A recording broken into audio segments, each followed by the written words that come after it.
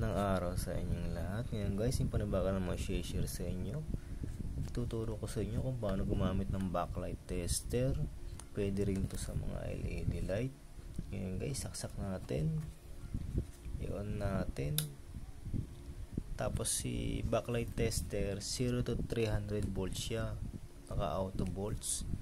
Kaya pagka tinest natin sa backlight o kaya sa LED, pagalingan na to, makikita natin kung ilang volts yung LED. Ayan guys, 6 volts.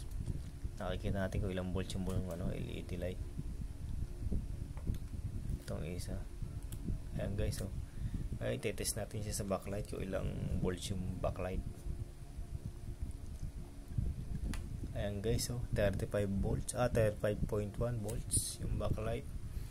Ayan guys, napakagandang gamitin ng backlight tester. Makapag-repair kayo ng backlight TV or LED light. Guys, ito lang naman yung may share ko sa inyo.